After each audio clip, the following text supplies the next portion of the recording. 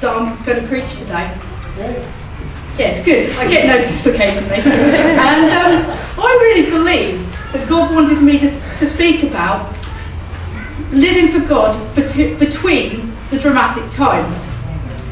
Now, gathering by what our church is going through at the moment, we're actually in a dramatic time. However, I'm sure, like you, throughout the week, we've had to live our lives normally. My mother was not interested particularly in what had happened because she still needed my love and my care and my presence. The school certainly weren't. The children didn't walk into school this week and say, you know, Mrs. Murphy's having a really tough time, I think I'll be good. It didn't happen. I had to live this week who I am, which is a Christian. I am a Christian in the ups, in the downs, and in betweens. And that is really what I felt that God wanted me to talk about.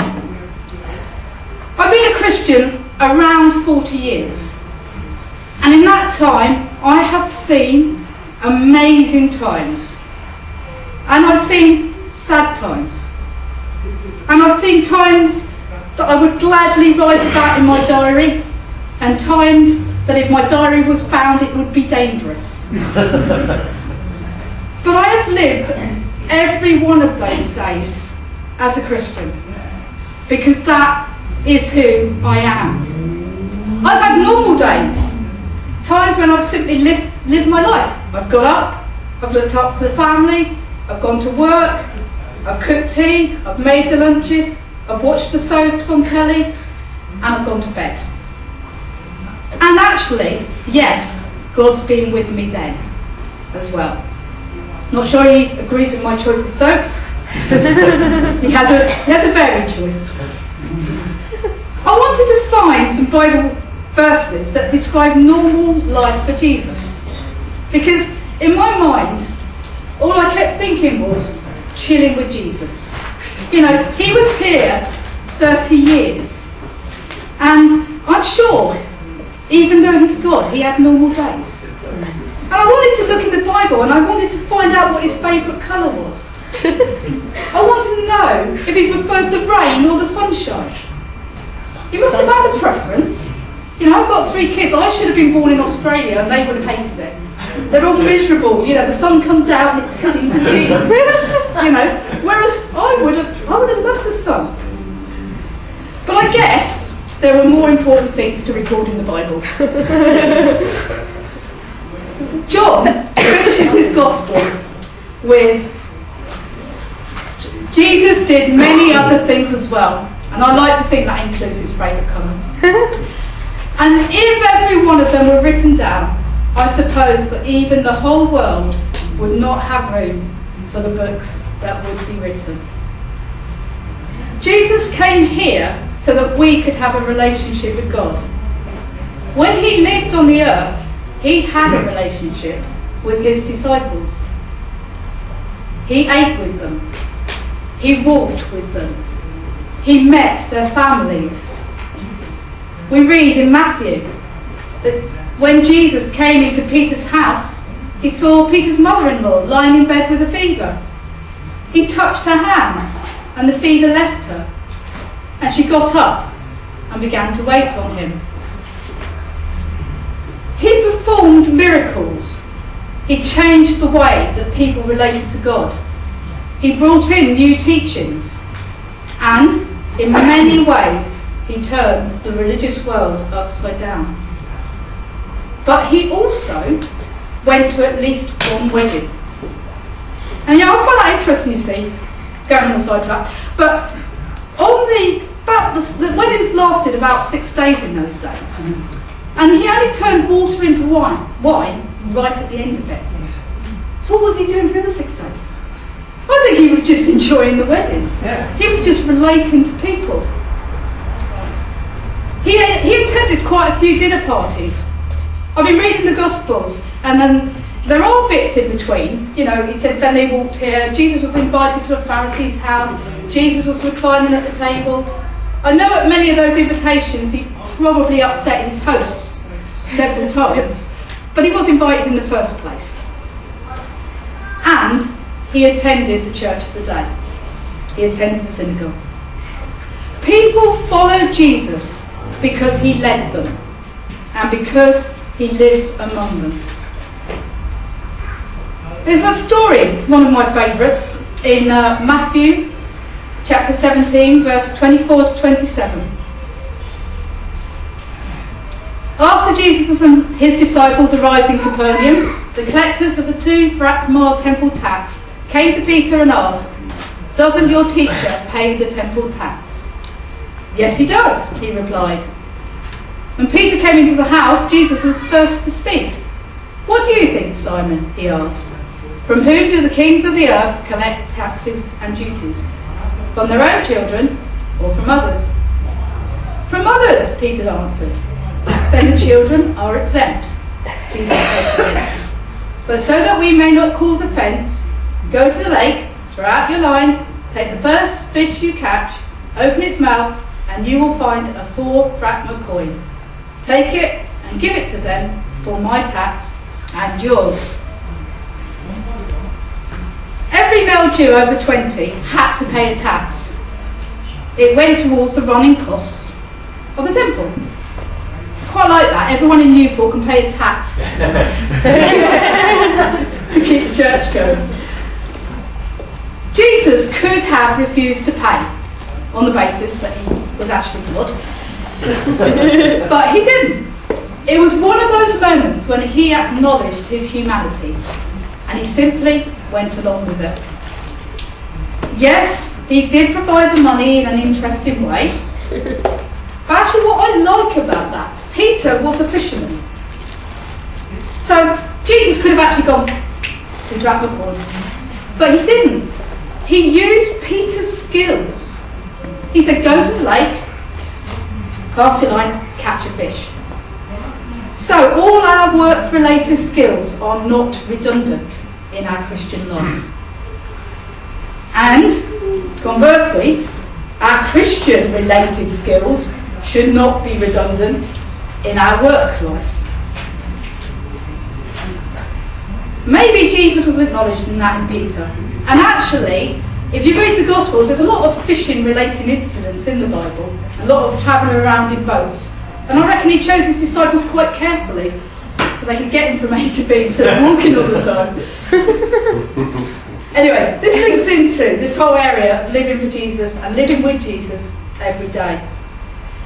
I've shared before my favourite ever Bible verse, which is Proverbs 3, 5 to 6. "Trust in the Lord with all your heart, and lean not on your own understanding. In all your ways acknowledge him, and he will make your paths straight." I have tried to live by that verse ever since I became a Christian. And that means living by God's ways in the big decisions and the small ones. I think sometimes it's easier to commit the big decisions to God. Big career plans, moving house, choice of husband, wife, boyfriend, girlfriend. They're probably easier to pray for and pray about than maybe what TV choice or how many beers I should have tonight. But the big and the little decisions are important to commit to God. Every day that we wake up, we should commit the day to God. And there are basic principles from the Bible which we should try and live by. These are based on the fact, though, that we are already in relationship with Jesus. It's not about let's wake up and tick a few rules and regulations. The first step always has to be that we are in relationship with Jesus. And if we're not in relationship with Jesus, he is only a prayer away. There are many Bible verses which we can look at, dealing with every area of our life. And I just sat on my bed and prayed and waited for what Bible verses God brought to me. And here are the ones, or actually I won't give you all the ones because I haven't got that long. I'll do some different ones this afternoon, but here are the ones that God brought to my mind The first one was John 13, 34 to 35. I would say, actually, before you think that I'm super good at finding Bible verses in the right places, some people work by numbers and some by words. So Tony can tell you number and chapter of verses because he's a number guy. I get just I know it says in the Bible somewhere this, and then I look it up. And it's Bible Gateway, or it's something like that. So it's not like I'm just, sitting there and know it all. A new command I give to you, love one another as I have loved you, so that you must love one another. By this everyone will know that you are my disciples, if you love one another. To love one another as Jesus has loved us is not easy. Jesus showed how much he loved us by becoming a sacrifice on our behalf. He suffered the punishment we deserve. He loved us while we were sinners. He continues to love people who reject him. Jesus loves people in a way which is completely unselfish. This is the way that Christians should love each other. This kind of love is more than just a feeling. We should show it by means of what we do on behalf of other people. We should help people and not expect a reward. When people hurt us, we should not hurt them back. Other people often watch how Christians behave. They want to know if our faith really makes any difference. Love is the evidence that we follow Jesus. Other people will notice this, and they may realise that this kind of unselfish love is impossible, actually, to do without having the Holy Spirit within us. And that is why Jesus said, by this will all men know that you are my disciples. The great thing is, it is our job to introduce people to Jesus, to help them discover the Bible and prayer and church. But it is not to make people change into the people we think they should be.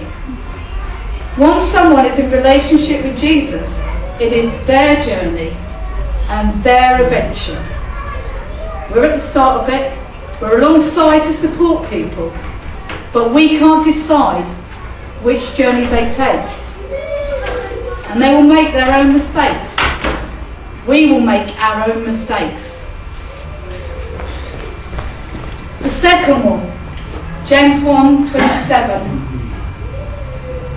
Religion that God our Father accepts as pure and faultless is this: to look after orphans and widows in their distress, and to keep oneself from being polluted by the world. Like anything in the Bible, if you just take a verse in isolation, it's not the full picture. So this verse is not a full description of true and pure religion, because obviously there must be a love and knowledge of God. But what this verse demonstrates is that religion must be more than words. We must show our love for God in what we do and who we are. An example of that love in action is to care for those in need. In Bible times, widows and orphans had no help and no one to look after them. These were the two most vulnerable groups of Bible society. Today, we can express this pure religion in bringing help and comfort to the disadvantaged in our society and in our sphere of influence. In school, after 15 years, I am finally doing the job that I believe God put me there to do, which is to come alongside the children that are bullied, the children that struggle with friendships, the children that are falling through the school's net, and they're paying me. But that is my true religion. And I took a long way to get there. I worked for Barclays Bank for 6 years. That was never true religion in action.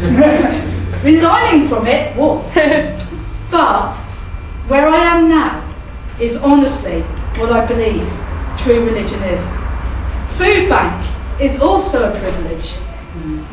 Many people today are being failed by our system. And people that come to Food Bank at this time in their lives need our support. And as a church, we are enabled to practice true religion every Wednesday and Friday. Providing a meal, a listening ear, babysitting, cleaning someone's house, painting someone's house, all are demonstrations of that verse. They are all outworkings of our relationship with God. True religion is more than words. The last one was Matthew 5:13-16. You are the salt of the earth, but if salt loses its saltiness, how can it be made salty again? It is no longer good for anything, except to be thrown out and trampled underfoot. You are the light of the world. A town built on a hill cannot be hidden. Neither do people light a lamp and put it under a bowl. Instead, they put it on its stand, and it gives light to everyone in the house. In the same way, let your light shine before others, that they may see your good deeds and glorify your Father in heaven. These verses are about how we need to conduct ourselves in everyday life. Salt gives flavour to food, so it tastes better. I love loads of salt in my dinner. Let's sit there. Christians should make the world a happier place. We should.